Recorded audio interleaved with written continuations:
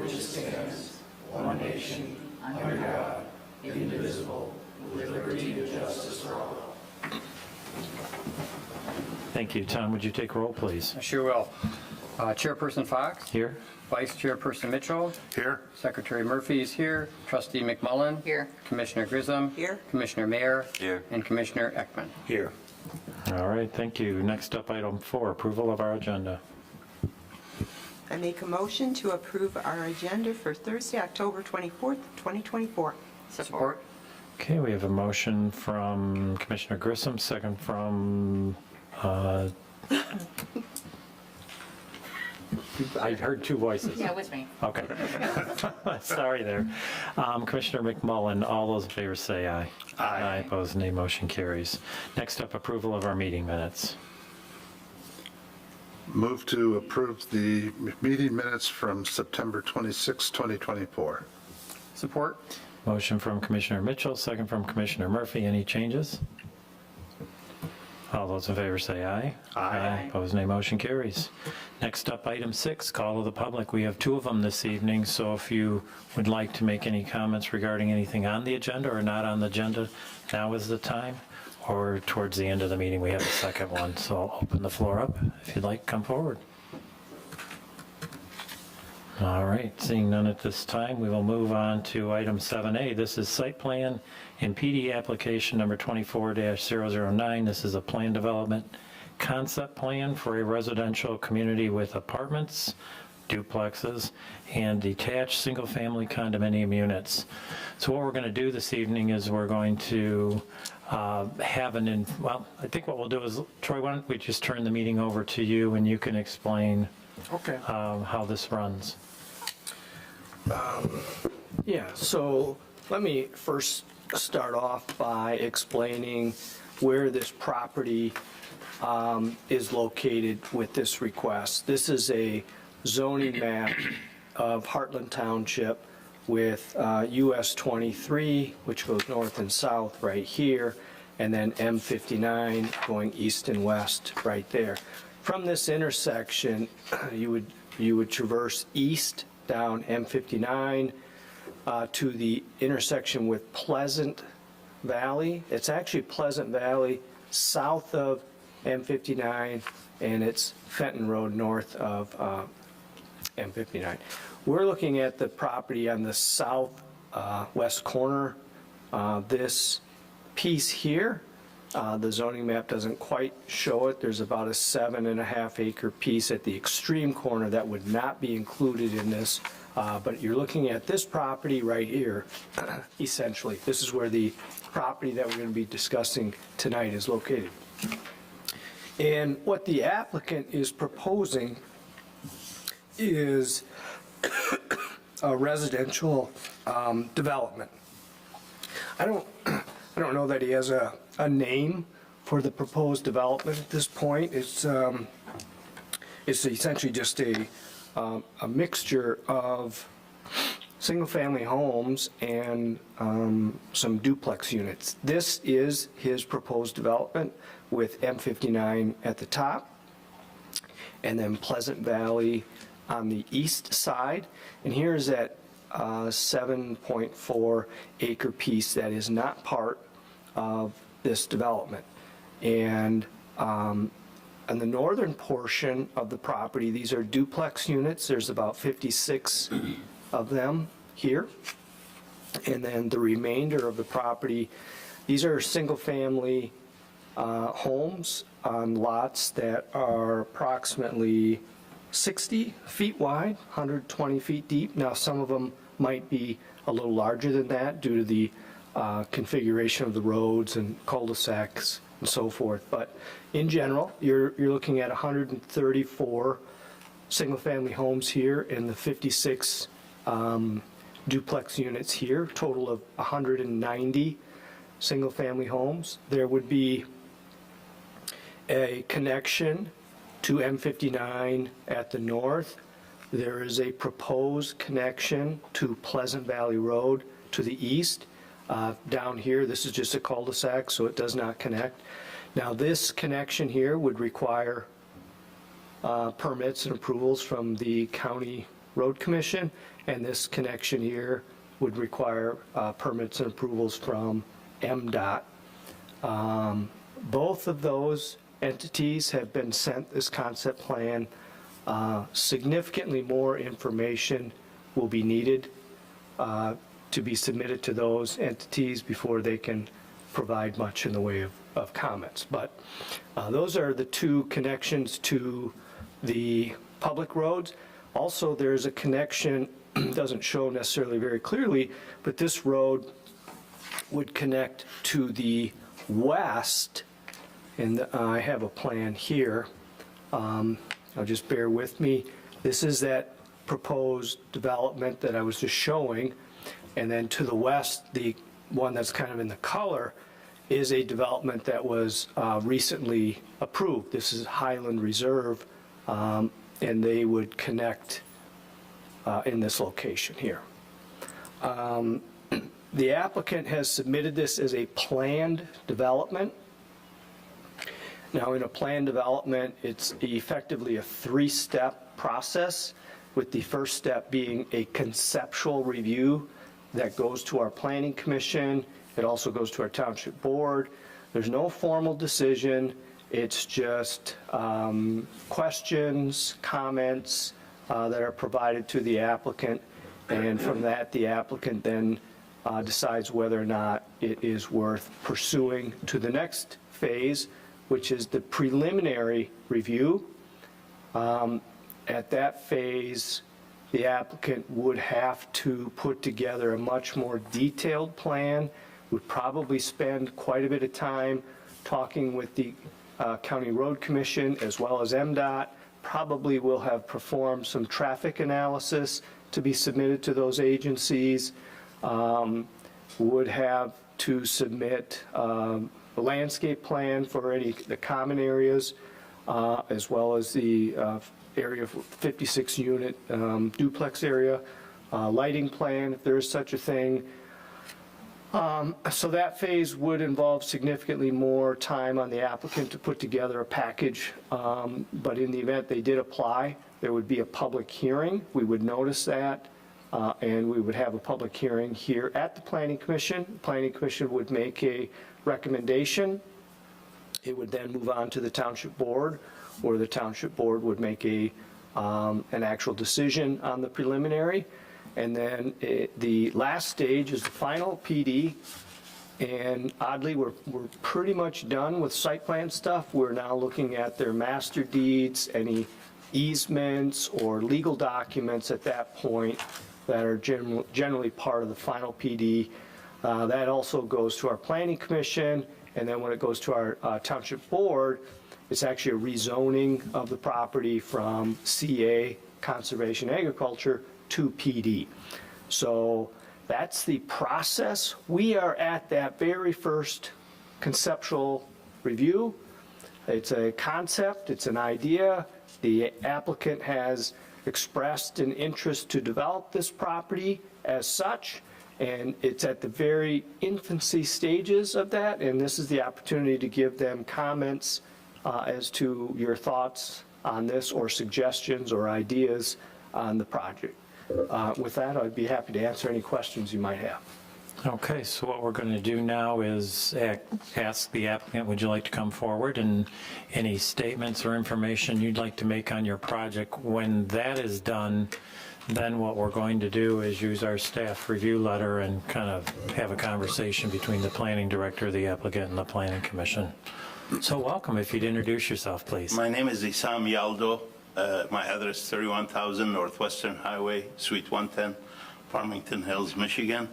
And with me, I'm delighted to say MI Homes will be my partners in this project, represented by Mr. David Straub, that you may remember from used to work for Mayberry Homes. Now he is the land acquisition manager of MI Homes in this state and probably more states that I don't know of. Okay.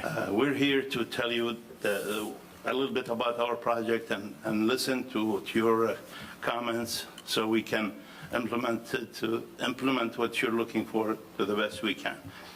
What what we have basically is two almost separate projects, and I will be dealing with the attached duplexes portion of it, and David will take the lead in everything, but his portion will be the single-family home, and the interest of his company is in the single-family component of this project. MI Homes is a national home builder, just like the other big names that you've heard of, and they're well-known now in Michigan. I believe they started here like 5 years ago, probably, in Michigan, when they acquired the Pinnacle Homes and a couple more other local builders. So we're ready to hear your comments, your advice, and try to do our best. What we basically did on the single-family component, we tried to mirror the project that Alan Edwin will start hopefully soon. They've had a couple of hiccups in the engineering process of their project to the west of our property. I followed the footsteps of that project to come up with this concept, and it looks like a continuity of the project to the west of us. As I'm sure someone may be asking, what about Heartland Glen? Heartland Glen golf course is a completely separate ownership that I happen to be a part of, but at this point there is no concrete steps to develop anything. There is interest from home builders for that project, but at this point it's like in the crossroads, so to speak. So we're happy to listen to you, and if you can ask Dave any questions you may want about single-family homes that they build. Okay, well, thank you. Thank you. I think the best thing to do, for those watching or those here, the benefit is that tonight's discussion is going to be very high level. This is not an in-depth site plan review at this stage. So staff provides the Planning Commission and the applicant with a letter that we have, which is dated October 17th. And we're going to use that as an outline to talk. So they're just talking points. Nothing's going to be in depth. There is not much more to this project at this point other than what you see on the screen. So we're going to provide some feedback. We're going to use the letter as an outline. It's going to be a discussion between the applicant, the planning director, and the planning commission. We'll get all done. We'll send them on their way. And you will have an opportunity at the call to public, the second one this evening, to make any comments that you have. So let's take a look at that letter dated October 17th that I mentioned. And if we look at page 2 of the letter, or page 5 of the packet page 5, we're down there about 2/3 of the way down with the bold heading of proposed concept plan. Troy touched on a lot of these things: 71 acres, plan development process, minimum 20 acres required to typically get a plan development. As you can see, they're exceeding that. He mentioned 190 homes. We've got 56 duplexes, and we have 134 single-family homes.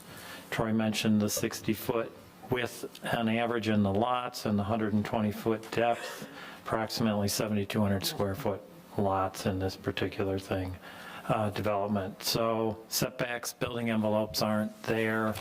Just having done this a while, and just from my point of view, some of the critical numbers that I would be looking at would be some of these setbacks. Okay, since you don't have building envelopes, I personally am going to be more interested in what your setbacks look like and your lot sizes, and when you get into that, these numbers might be a little different. You know, you may be off a few units one way or the other. And that can happen because we don't really know how this drawing is scaled out right now. So those types of things would be important for me. I don't know, does anybody else have any comments on setbacks or lot sizes, mirroring what's next door?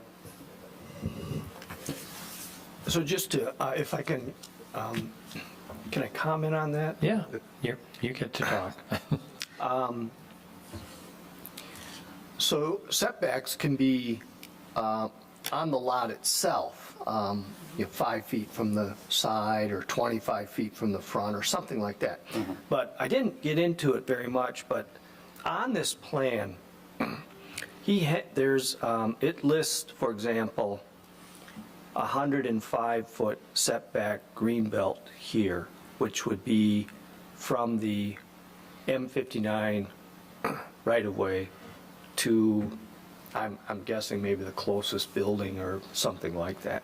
And then a 50-foot green belt here, and then a 25-foot open space here. Is your comment about these setbacks here as well, or is that? Yeah, well, we had our site plan review committee on this project several months ago, and one of the things that came out in that meeting was the importance that this development be no closer to M59 than the neighboring development, that there be continuity between the two. Troy, can you put that plan up that showed both? Yeah, I'm not as tech savvy as maybe some people, so bear with me, but here we go. So you look at the row of either duplexes or homes, and they look like they're pretty much straight across. That's what we did, same distance, Right. 105 feet. So for me, those are some of the critical numbers, the green belt spaces, all of those types of things that are in here. Those are the items that have dimensions on this plan. Nothing else has a dimension on it. So all I'm saying is you've said 60-foot lots. I'd be more hung up on getting 60-foot lots than I would 134 houses. So when we lay that out, it might be 137 houses, or it might be 129. We'll live with it. You're right. Any comments on that? No. Okay. We can go to page 3. Down around proposed density. Troy, do you want to talk about the density on this development? Yeah.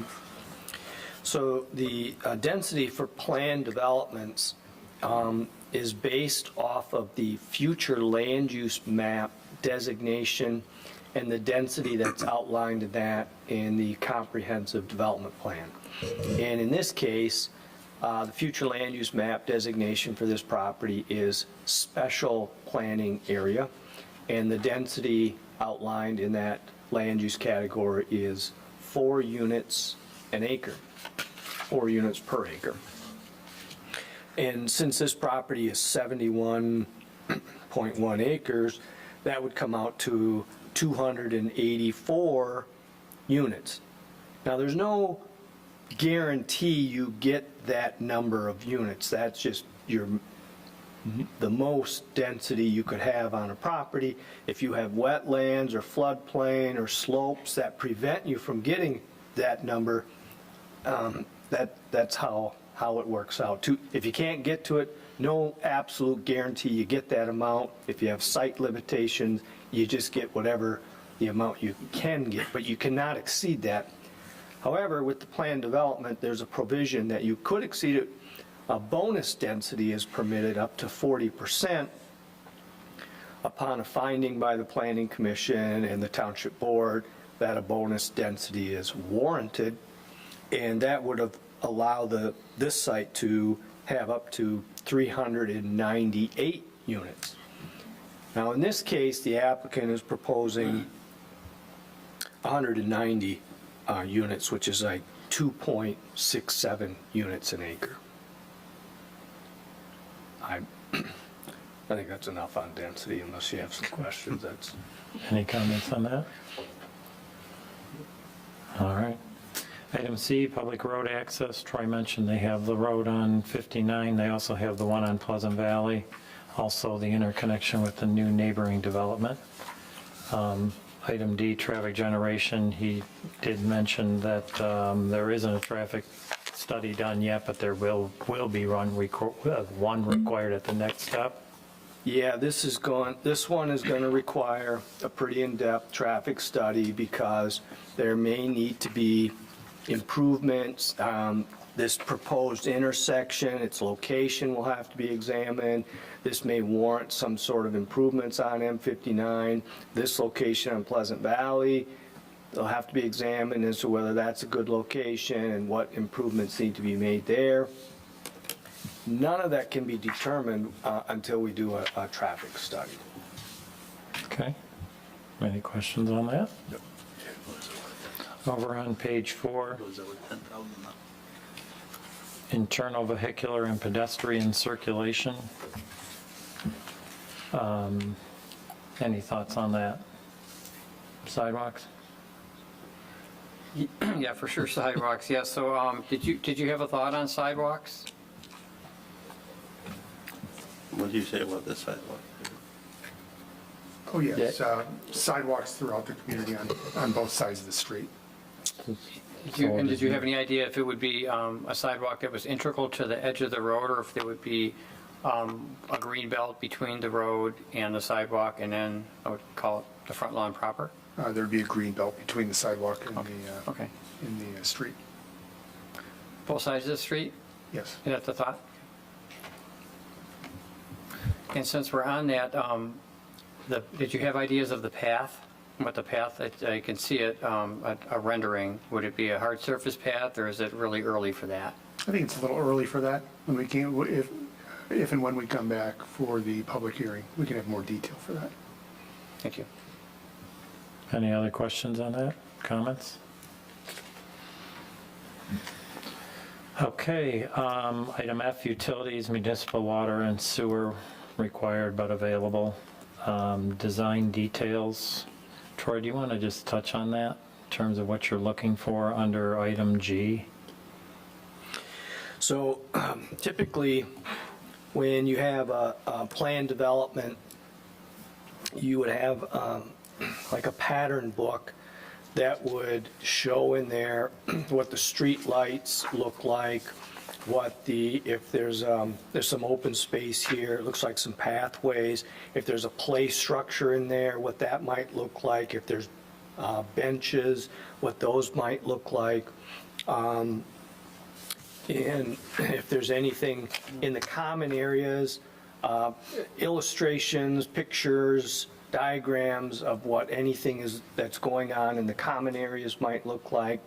And then for the homes, we typically see some pamphlet or brochure about the style of homes, what they might look like.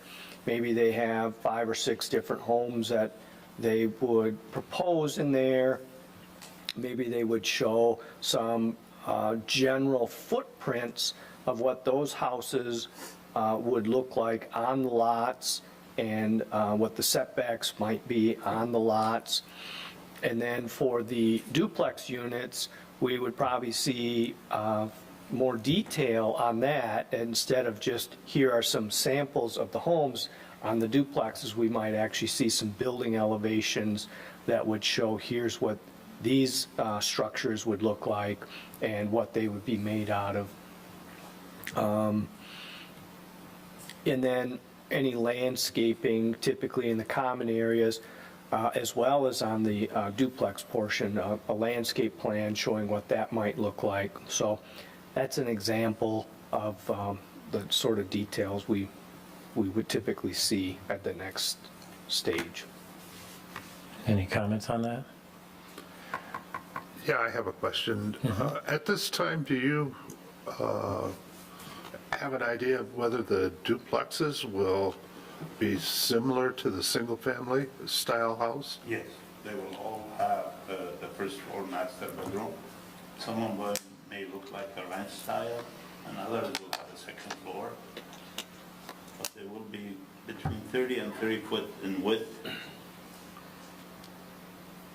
30 and 35 foot in width, I'm sorry. Okay. They'll be between 30 and 35 foot in width, but they will all have a first floor master bedroom.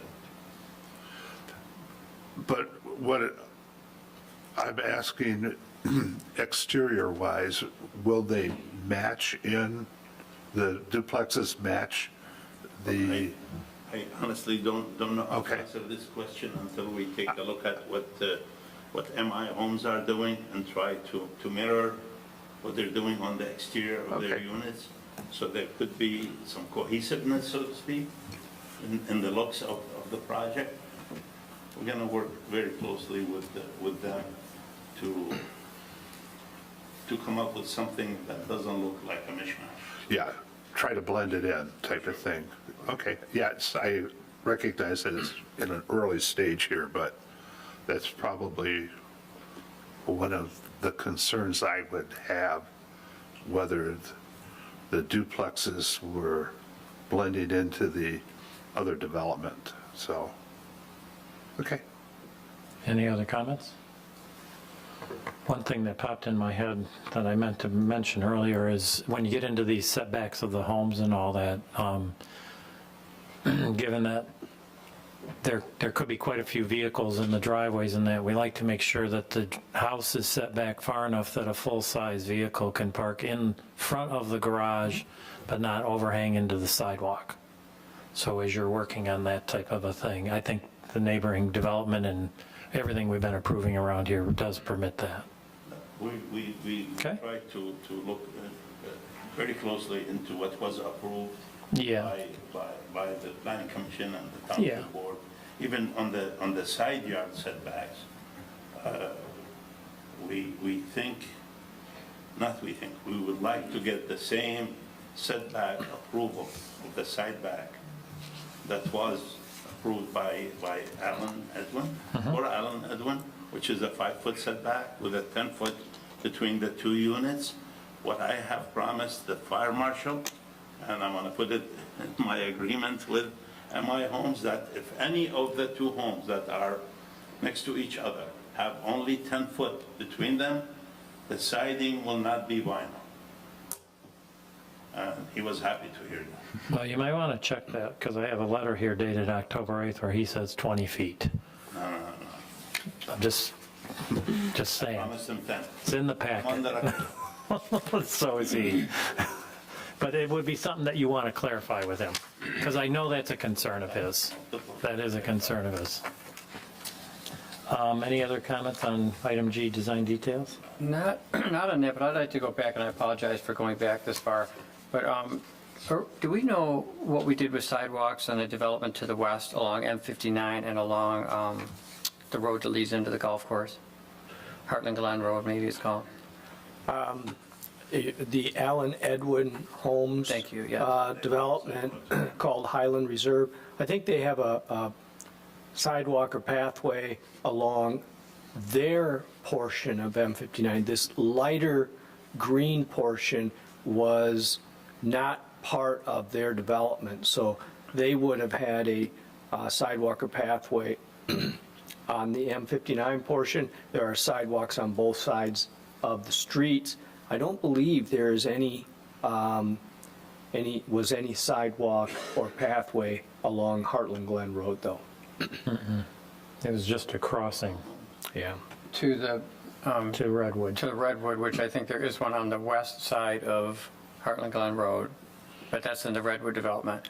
So Yeah, and the sidewalks in Redwood are a little different. They are immediately abutting the street, the private road system there.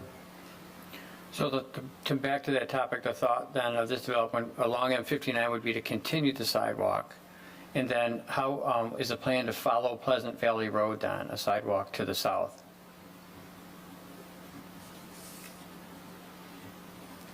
It'll be a sidewalk to nowhere. There's so much wetland along, and the first 7 acres, he has about 700 feet. Who knows when he's gonna develop? Sure. It's just, And understand that, I completely understand. We talk about this a lot, where the sidewalks go, which doesn't mean we don't put them in, but where could they go? And no matter what ends up at that corner, the 7 acres that we're talking about, if there's retail there, that would be an option for the access out to Pleasant Valley Road, maybe a sidewalk from that entrance to the north, to M59. I see. Again, I look at sidewalks a lot, and it's really interesting to me, and So we avoid where the wetlands are to the south. I would think, well, it would be kind of difficult probably to put that, and like you say, where would it go and when does that all kind of stop? So that's just a thought. I don't know if anyone else had a thought regarding that. I think it'd be a pretty short sidewalk. I mean, because you don't know what's going to go on the 7 acres, so you'd really be just having a sidewalk from nowhere to nowhere, essentially. There's not much down Pleasant Valley Road where people be walking to. To the south, for sure, I understand that, that would, yes. But inevitably, that 7 acres will be built out, and I mean, we don't have we don't know what it will be, you know. We're actually creating an internal path that could take you anywhere you want with avoiding Pleasant Valley Road. I think that hopefully that will satisfy you. Yes, yeah, so it may be kind of odd to have an internal path and a sidewalk so close to each other, there's a thought there. Yeah. Yeah, Parallel doesn't look like. and maybe that internal path, though, could feed out towards Pleasant Valley, it could be from that park play area. Again, it's hard to know what's going to be there at the 7.4 acres, but if it is something that residents would be interested in accessing, it would be nice to not walk on the shoulder of that busy Pleasant Valley that will probably, as time goes on, get more and more You busy. do have the internal road there between the 7 acres and the duplexes, and that'll have a sidewalk. Yeah. So there is a way out. Yep, Okay. I mean, I can't, yeah, you know, where will the bus stop end up being, you know? Maybe not along Pleasant Valley Road, really know how that would look. Yeah, I think they've got the access to 59. They've got sidewalks that they're going to have, and then this 7 acre parcel is going to end up having to put something in to connect to his parcel. So then, And that's the point it's going to go. That's the point it would go. so if they are on each side of that north-south road, the no-named road that comes out to 59, so it would just be a sidewalk that would probably end. Yeah, and he's not going to put the sidewalk along the 7.4 Sure, yeah. acres. It's When not- that it's not develops, his, that yeah. would be done. Yeah. But they'll have the sidewalk for the duplexes. That's already running north and south.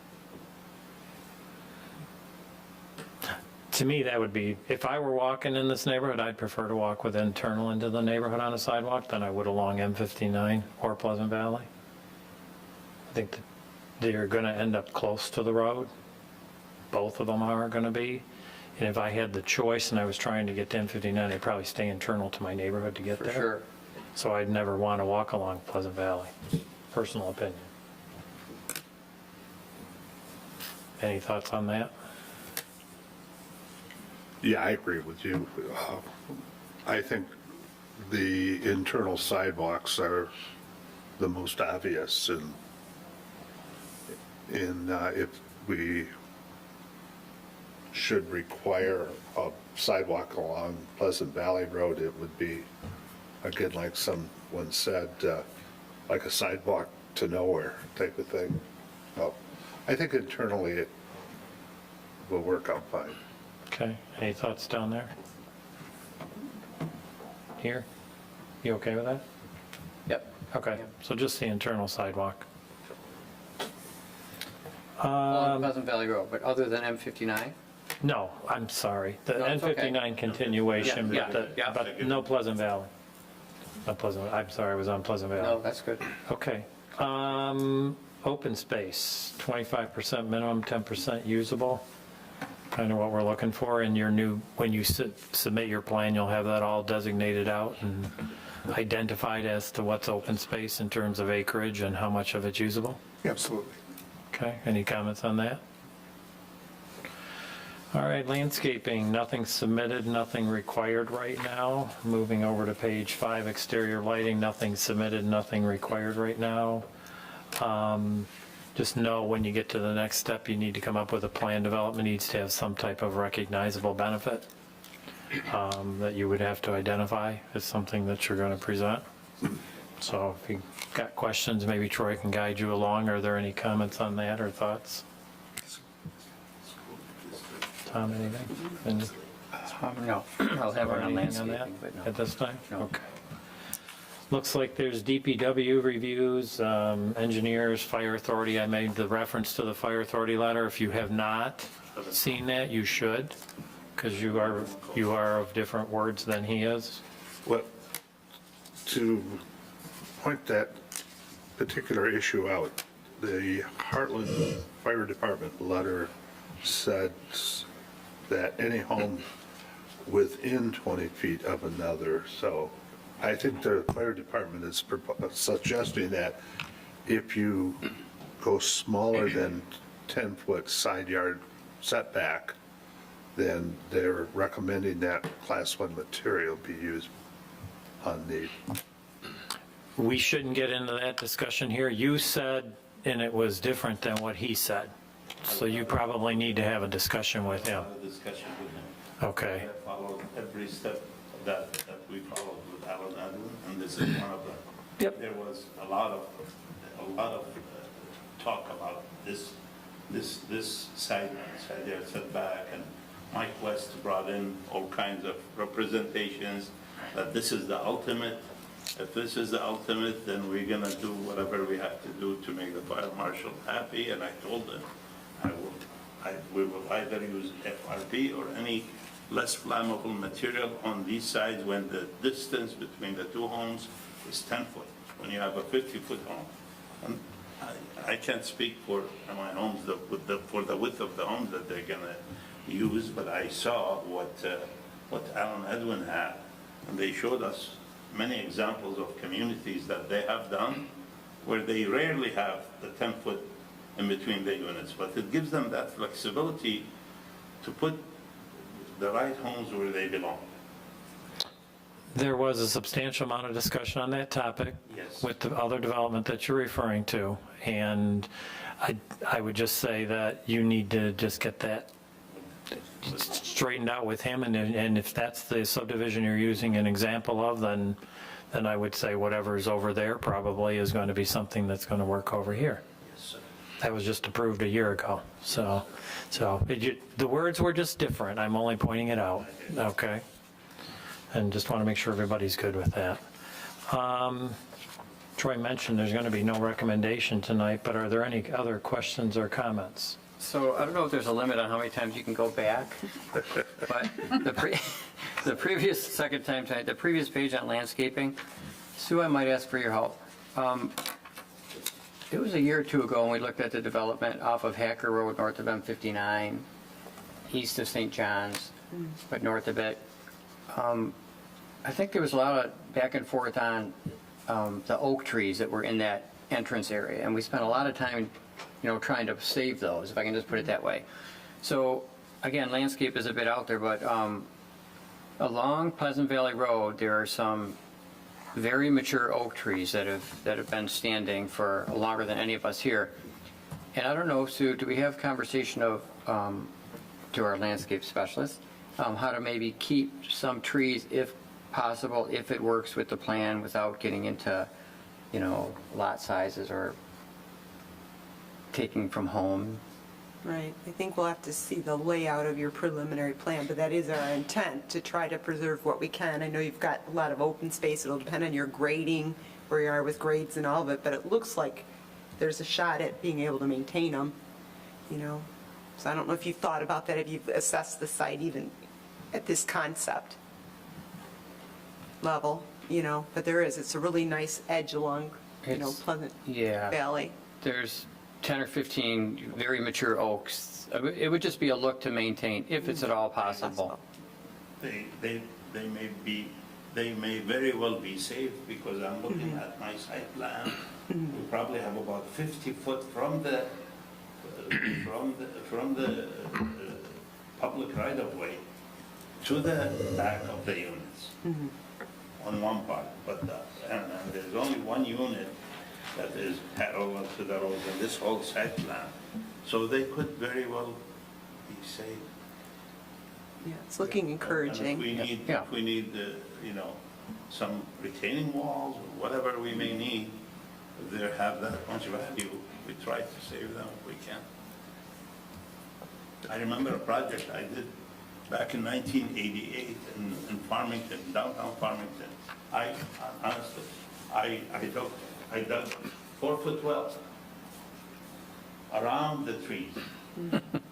Okay, there was a black walnut, still alive, you can go see it, in downtown Farmington. So we try our best to save important plants and trees. Okay.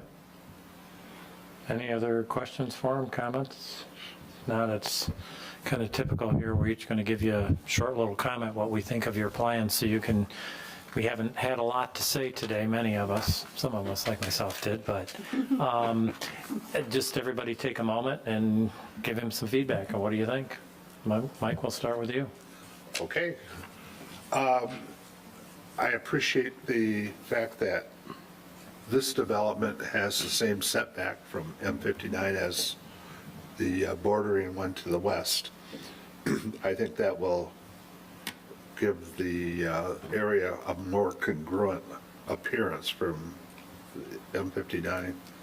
I do hope that those duplexes that you're proposing to build has harmony with the rest of the development.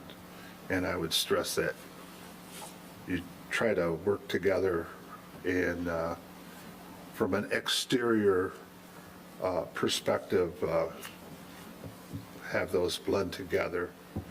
All in all, I appreciate the fact that you are showing some open space, and you have a section there that's labeled play area for the development, and are suggesting that there'll be pathways and internal portions that people can walk. So I think that's it. All right, Jim? I support what Mike has mentioned, continuity between the duplexes and the other homes, colors, color schemes, and building materials. If we can get those to blend together, that'd be great. It was nice to hear that you planned on sidewalks for both sides of the road and a green space between the sidewalk and the curbs. That'd be nice as well. I think this site fits in with not only the one to the west, but also two to the west as well with Crosswinds. I'm sorry, Redwood community. So there seems like we're going right on down the line here. I did have one question for the road labeled as Melsetter. Troy, did when we approved that, did the civil drawings have that go all the way to the property line? So the right-of-way did, but we're still in construction plan phase with this project right now. But I don't believe they went all, the paving, it's just a couple feet off. There was they didn't want to start pouring water onto the neighboring property, so they kept it back a little bit so that the water wouldn't run onto now Mr. Yaldo's property. So ultimately those would connect? yeah, they'd have to, they would connect. We do a cross-access. Yeah, I like that feature too, that the neighborhoods connect and gives the walkers more options. Sue? Yeah, I agree, and I appreciate the plan that we've got this, buffer kind of around the perimeter. We've got the intensity inside with that walkway system. So I really like the layout of the plan, how you made it work. I think, Tom, as you suggested, where the oaks are, I see we've got a lot of room here. We'll see how the grades play out, but it looks really like it's going to have a nice buffer edge, and then, not impact, the perimeter. It's going to have a nice edge there. I'm glad that you're connecting to the neighboring property, not only for the walkers, but just for circulation, for cars. And, I just look forward to seeing the next level of detail. Perfect. Summer? Sure, so I agree with Mike's comments and saving the trees if all possible. The only thing I don't like, speaking with constituents out in public, everybody's sick of having apartments. The 35 next door, along with Redwood, oh, you got Oak Point, you know, that's a lot of apartments. I would rather see those as, you know, duplex condos or something like that, to where people can actually purchase, you know, and own their home here in Heartland instead of another rental place, because, yeah, 278 at Redwood, 35 next door, you got Oak Point and the other ones that were recently approved as well. So, listening to what the other residents here of the community have, it would be better to have them as condos or something where they own ownership. Okay, thank you. How about you, Mr. Ackman? I do look at the plan. I agree with Sue that it's nice that it's kind of buffered with some land to the south and the west. I even like the winding road. I think that's nice. I know it's probably a necessity with the wetlands, but it does add a little bit more character to it as opposed to the redwood, which is rather rigid.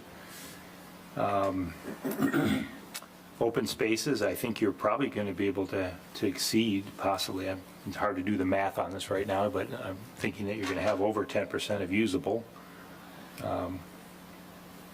So overall, I think it's a nice project. I do like it. I don't see anything glaring on it. Okay. Tom? So oftentimes being the last, there's not so much to add. Well, you're second to last. Oh, excuse me. So yeah, I had several comments, I guess, as we went along, but I agree with the other commissioners. The internal walkway is very nice to hold these two neighborhoods together, you know, so it would be more neighborly, right? Not, you know, all these private little developments that are off of, you know, M59 and such. So that connection is, I think, really important. So over the years, we've looked at a lot of development from this property with Mayberry.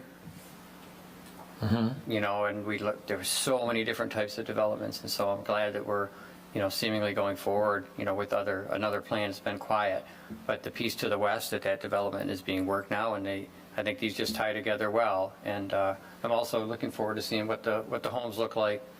But as Summer said, I think that, you know, owning condos or owning, I think, is important. So I like that direction. It looks like we're going. All right, thank you. I like the project. I like all of the comments that have been made so far. For those that have followed this parcel for 25 years,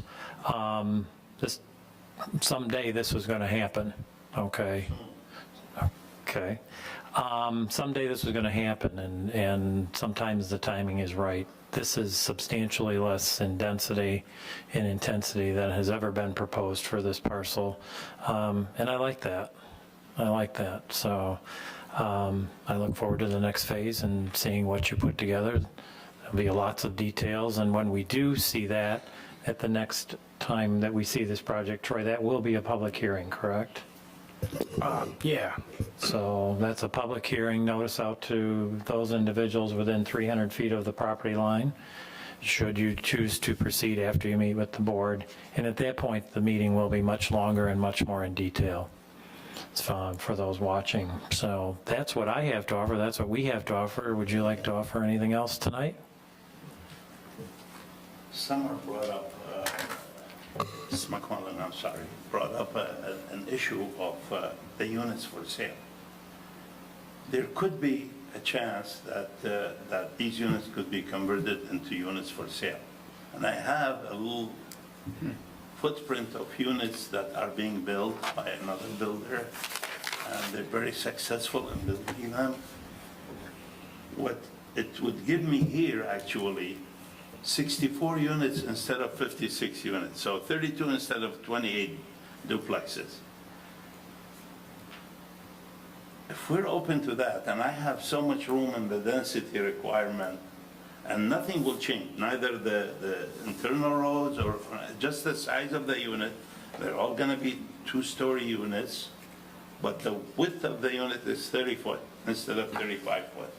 With that, it will give me actually 32 duplexes instead of 28 duplexes. I could for sure take a chance and bring that into the table and continue, and they will have basements and they will be for sale. Troy, how do we proceed with that comment? Maybe the next time back, it'll be another concept plan. I may have misspoke that it was. We can split this project into two, where MI Homes can continue, because there's so much area here, there's so much land, it could easily be split up, except for the common elements that we will work together. And it's not going to make a huge difference in timing. Troy, how would we proceed with that comment? Well, I don't know exactly what, although Mr. Yaldo has done a very good job of trying to explain what the difference would be, I'm sometimes a little slow. I need to see it on paper before I really know what that looks like and what that, how it would fit on the property. In my opinion, I'd rather see what that looks like. If he has a concept plan, it probably, I don't know how it would fit, but it probably would be a concept plan that should come back to the Planning Commission. However, I defer to the Planning Commission. If the Planning Commission feels comfortable enough with what was proposed to you and you feel that you're okay with the applicant putting that as part of their preliminary plan, and you feel that you would be comfortable with that, then we could certainly give as good a direction as we can to the applicant to prepare that preliminary plan. There's just the cost to do preliminary plans, traffic studies, this might, some more units. I don't know how much it'll impact the traffic study, but all of this is some money, and the goal of these conceptual reviews is to keep the cost down, to at least give some general feedback. But I can go in any number of ways, but I'm not good at envisioning exactly what the applicant is saying. Well, hearing that, having done a few of these, can we have Mr. Yaldo come back with that piece of that for a conceptual on that portion and still keep this as one application? Yep. I think that would be advisable. I would hate to see you make the investment, as Troy is talking at preliminary, because we are talking a lot of money, people, a lot of money, and if we don't like it, that's a lot of money spent. So I think if you've got something on a piece of paper just like this, and we could sit around in an open meeting like this, advertise, public invited, and talk about that, that would probably be a good idea. No problem. I think that's the best suggestion, yes. What's the timing? When does the board, do they go and see this, also this concept plan? Does the board see this? Can we hold off on the board? Well, that's a good question. So the timing of this, there's no magic to this, and their schedule and the Planning Commission schedule aren't always in sync. Sure. I generally try to get it to the next available Township Board meeting. I think that would be the November 6th meeting. But I don't know that I would. It still has value, I think, in going to that board meeting and at least hearing and flushing out other comments. Sure. I don't know if you could bring a sketch there too and just kind of explain he's entertaining that, just to hear what they say. I don't think the timing of that is basically that packet goes out next week. So that it's a pretty quick turnaround.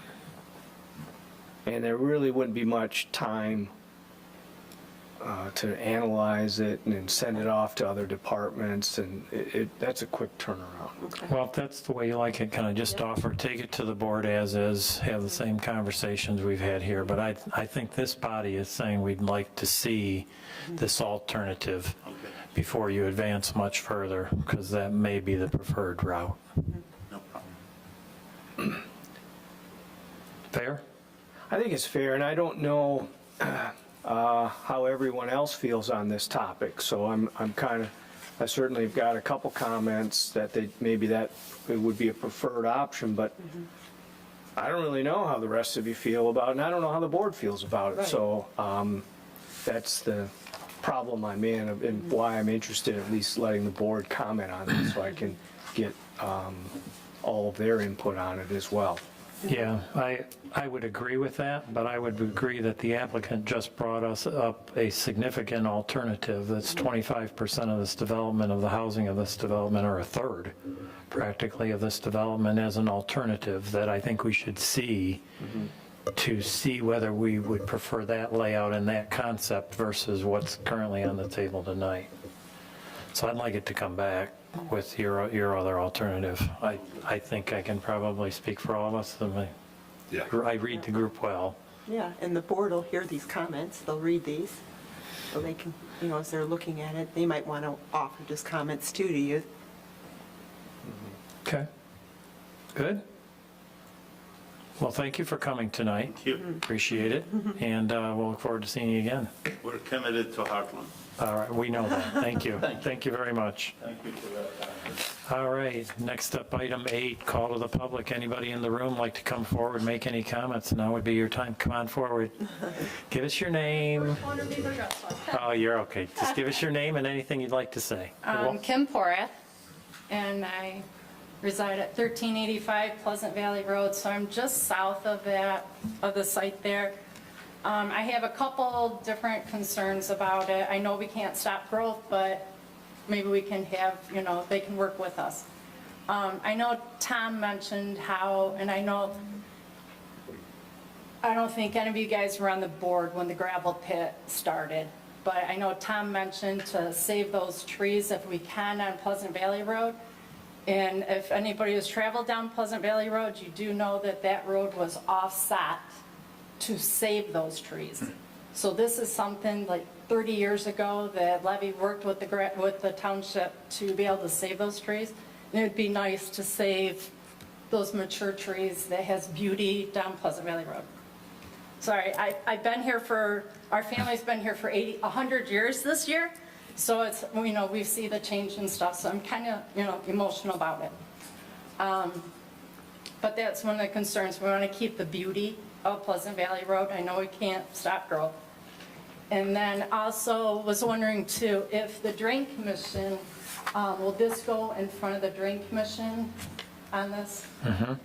Because if you look at the swamp to the south of that, we did the work for the Drain Commission. That has tile from that swamp going over to the west. And so that might, change the flow of the water and everything like that. So without really knowing that property, walking it and everything like that, with the tile and stuff, all of that is really a wet piece of ground. Years ago, we ended up tiling that to get rid of some of the water. And so I just want to see if they would be involved with that as well. My third thing is that I see the green belts and everything, but I don't see, all I see is just lots, lots, lots, houses, houses, houses. I don't see any green belts within that site, and I don't see anything to the south. So that was one of my concerns. We are an active farm. When we're in harvest time, we run 24/7. And I offered to the builder there that more than welcome, he can come and visit us. We are in harvest right now. When we're drying our corn, we're drying our soybeans, you can hear our heaters. Tom drives by there all the time. I don't know if he can hear it at his house, but you definitely will hear that to the north. And so we just want to make sure that parcel this year's 82 years for that parcel. And we just don't want down the road, we've been there, we've had, good report, the township and everything. We have a clean facility, but it is an active farm. We got livestock. And so it'd be nice if we could have a green belt to the south of that and have a buffer between us and that site. And I know it is what Sam, I've met him a couple times, and I did talk to him tonight about maybe some setbacks on that south side where that cul-de-sac is at. He did mention like a 20-foot 20 foot isn't nothing for us. I'm used to my backyard is 50 acres. So, but just, like the landscaping part, I know with the, the gravel pit, we had to put berms all around the gravel pit there. If that's something on that south side that we can put a berm with trees or something above that, so that way it gives us a buffer. Yes, a farm, people, we talked about sidewalks on Pleasant Valley Road, 100% against that, because, like, we're going to nowhere. And if we do sidewalks to the south, that's to us. And so we don't need people trespassing on our property if they just kind of know there's that berm. Gigglers are to the south, and for everybody to stay to the north. We just, safety and everything like that. But I just want, the township board to take that in consideration, that maybe a little bit more green space and everything like that. So maybe a park or something to that south where the cul-de-sac is, and eliminate those lots there and put in a park with some play structures or something for kids. Because in my eyes, 60 feet by 120 is nothing. And, these kids will need something to do. So if, consideration on that too as well, if, to do like a park or something to that south. And then that would give us a buffer between us and, or burn with some pine trees or something like that. But I just want to really stress that, Levy did work, with those trees and stuff going down Pleasant Valley Road. That's why that road is offset, to save those trees, and that would be a shame to have those trees be cut down for the new development. That's all I got. Okay, well, thank you very much. Anyone else? Good evening. My name is Barbara Krieger. I live on Deer Track Lane, which used to be Fenton Road, before the county decided that we were east-west rather than north-south. There has been very little mention of what I thought had been approved for the 7.4 acre site. Aren't there gas stations approved there? Nothing. There was a big discussion at one time about... We've had a lot of discussions over the years, and nothing is approved. There's nothing. There is no plan. There's nothing. Whatever you saw, you should erase. It doesn't exist. There's nothing even in application, correct, Troy? Well, Or is there? that's complicated. Well, there's the special planning area. You have to kind of, on the history of this, there was a plan development for this piece that did include the 7.4 acre piece. And in fact, it included a 30 acre piece to the north. The plan received preliminary plan approval. And that's as far as it got. So there's some kind of a plan that did show, Mrs. Kruger is correct, that there was in that preliminary plan that did show some commercial. However, that's not ever been pursued. And at this point, because the property's been sold up separately, that project will have to probably come forward on its own at a separate time. It might look like what that was, but there's no guarantee. We don't. But it never went to final, so nothing is approved. Yeah. There's nothing. And anything that was on there may not fit within the 7.4 acres because that driveway may not be in the same place it was. So, Okay. but you can pretty much bet something's going to happen. Well, in regard to all of that, I wonder if anybody in the development here has considered the post office. What kind of an expense is it going to be for the post office to deliver this much more mail? And it's the same for the school system, school buses. There's going to be some kids there, not a whole lot probably, but there's going to be kids there. Does anybody, including the developer, does he think that through on who might end up living there and the expense that it's going to play out to other aspects of Heartland? Remember, Heartland, we're not in Ann Arbor. We're not in Novi. A lot of people move to Heartland because we're out in the country. We don't need 500 houses here. We really don't. Okay, thank you. Anyone else? Come on up. My name is Dick Krieger. I also live on Deer Track Lane. I am very concerned about M59. From my experience doing test road design at the Proving Ground, the number of cuts into and access to M59 is getting way too high. Maybe one every half mile, certainly no more than one every quarter of a mile. From this new development, how do people go west on M59?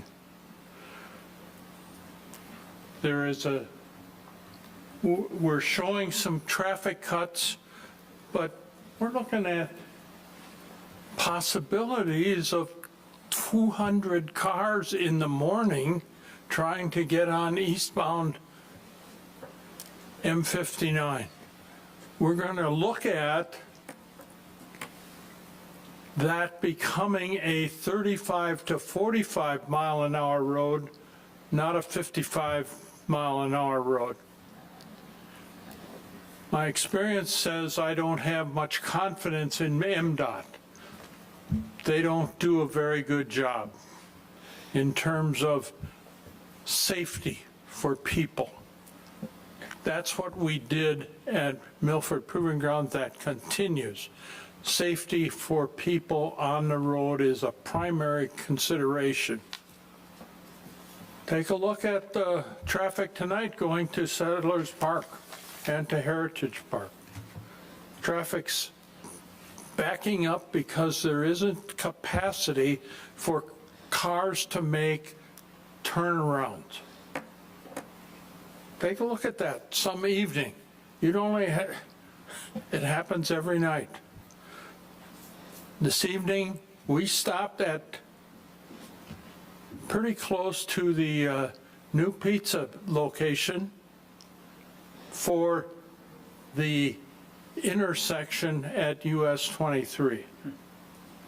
That was stop and go traffic all the way through that intersection to the old high school. Please consider that very much so in your consideration of approving things. Thank you. All right, thank you very much. Anyone else? Come on forward. My name's Joe Riccardi. I just live down, I have property interest on Pleasant Valley, south of 59. I've got a couple things really concerning. One is the traffic. It's already bad, just like the gentleman's talking about. That is probably one of my biggest concerns. There's been a plan in place. There's been drawings, and I actually have the documents for the expansion and paving of Pleasant Valley to the south. Maybe the board gives some consideration to the developers. I'm not opposed to development. That's what I do for a living. But it should be probably a prerequisite to pave Pleasant Valley first, to straighten the S turnout about a quarter mile south of Gigward's Farm. It is a huge, huge problem. Cars going off the S turn. I pull 3 or 4 out of the front yard, off my property, every month in the wintertime. There is no speed limit. It is a cut through, especially when they're rebuilding Old 23. Now, I know that's done, but it is going to be a problem. And I see this as a major, major congestion. I understand there'll be a traffic study done. I also concur with the gentleman, MDOT, and their traffic study. You can throw that in the garbage. They're useless. I think really the county needs to step up, and the board here needs to step up and say, okay, time out. We have to do something with the infrastructure first. That starts with the road. Saving the trees, great idea. I would never want to see those come down. I've lived down there since the mid-90s. I look at these, these are 3 separate HOAs, correct? They're going to be privately maintained roads? Yes. Okay. What you wind up with, and the board's going to wind up with maintenance agreements, and the HOA boards is going to wind up down the road with a special assessment district, and you guys will be the referees with this because the percentages are equal for each 3 with the accesses, the outlets for the ingress, egress. So I just warned the board, you guys are smart enough to make sure that the HOA's agreement, make them use 1 garbage transporter, because it's not up to you guys, correct? It's not municipal garbage here, correct? Right. Okay. So you can have a garbage company on Monday, you can have a garbage company on Tuesday, you can have a garbage company on Wednesday. I don't think it's fair to the residents or anybody else nearby to have 3 days of garbage. Same with snow plowing, salting, lawn mowing, all that stuff. It's important to make sure all the HOAs are on the same program, deed restrictions, and so forth. On page 5, it states recognizable benefits as a criteria. It shall result in a higher quality development that can be achieved under conventional zoning. This plan right here with all these does nothing for me. Does nothing for anybody with a couple acres. This here, this is garbage. These are 1,500 square foot garages with siding, with a front door. They do nothing for this community. They do nothing for anybody in the rural community. This doesn't help me, doesn't help anybody locally that moved to Heartland for property. This here, I understand development, you gotta have density. There's no open space here. That open space is just swamp because you can't build on it. There's train tiles through there, the water floods over the road. There's nothing there. I don't see how this helps the school system. I don't see how it helps the community, and I don't see how it helps anybody down Pleasant Valley, north of town, or wherever, because it's just too much density for Heartland. I know there's a lot of planning that goes into these.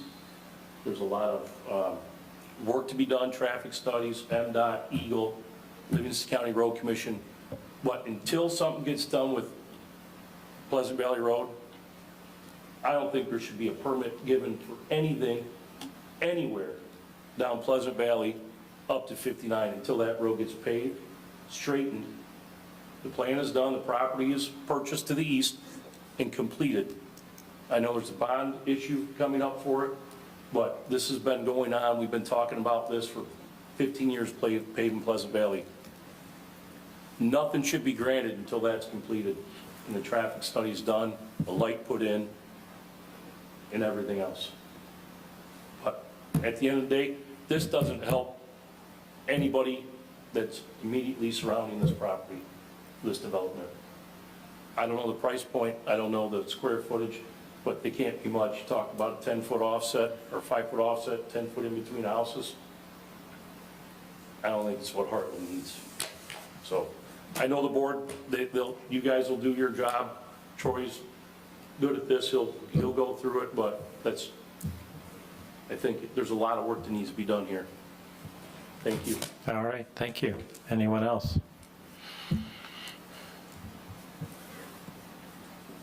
Good evening. Good evening. Jason Fowler, I live on Blaine Road.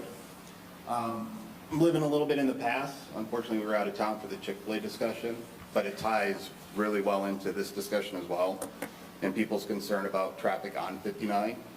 We go to Heritage Park for soccer tournaments all the time. Sometimes we're stopped beyond Dunkin' Donuts trying to go westbound on 59, which is completely unacceptable. That left lane can't hold any more cars, let alone Chick-fil-A scheduled to do 50 to 55 cars through the drive-through per hour. That's additional at least 25 cars going eastbound and westbound going into Chick-fil-A. Now you're going to add this traffic as well, and I support what other people say. You can't trust MDOT. You have to have MDOT action now, because if you don't have an action now, MDOT will not action unless there's casualties on the road. That's the only thing that gets MDOT to move. Livingston County Road Commission can help with Pleasant Valley. There was just a rollover at Pleasant Valley and Commerce Road an hour ago, right at the curb this gentleman was talking about, a rollover accident. Now you're going to put about 100, 150 more cars going south through an unpaved road through those curves. So I'm urging the Planning Commission to really put forth a lot of forethought in adjusting for this. I know sometimes we like to say, hey, it won't be my problem, I'll be long gone when it happens, but this is happening now. I get stuck on 59. I can't go south on Blaine Road for 25 minutes because so many cars are trying to go 23 south and the right lane ends at Old 23. It's a nightmare. And you guys are making it worse with this without really leveraging MDOT to change the traffic signals or add traffic signals, especially on Blaine Road when people turning U-turn on 59 turnaround are supposed to yield to Blaine Road traffic going north and going west eastbound on 59. Those cars don't yield. So you get about 5 cars off of Blaine Road per green light. Now you're going to have Chick-fil-A there doing 50 cars per hour and cars going out to Blaine Road to try to get to 59. We'll never leave our neighborhood if that's the case. So this, as well as Chick-fil-A, really needs to be studied and leveraged with MDOT to make sure we make the changes prior to, because once we get it done, we can't go back to MDOT. MDOT will not do anything. They are a pain to work with, and we really need to make sure that we're considering all future use and what impact we're having on the community. All right, thank you. Anyone else? Can I add one thing? Sure, absolutely. So I was at Chick-fil-A in Flint the other day. They set a record for 127 cars an hour, so he's way low. All right, That's their target. thank you. 127 in 1 hour. Anyone else? All right, we'll close call to the public and we'll go to planner. Oops, I'm sorry, do we have one coming? Yep. I'm sorry. Yes, Sharon Small. Sharon Small. Small, okay, thank you. I'm just calling, or asking about Chick-fil-A. Are they going to be there? Has that been passed? No. Okay. Please consider not passing that. We don't need another chicken place here. We've got so many. We need a nice restaurant, please. Okay. Thank you. Okay, anyone else? All right, we'll close call to the public. We'll move on to planner's report. Troy, do you have anything this evening? No. No? I don't have anything. All right, committee reports, comments, anybody from the planning commission? I will say something. There Sure. was a state of the community yesterday at the music hall. Pretty good. Good, Yep. good, thank you. Motion to adjourn then. So moved. Support. We have Mitchell and McMullen. All those in favor say aye. Aye. Aye, opposed, nay, motion carries. Thank you. Thank you, everyone, for coming this evening. We appreciate it.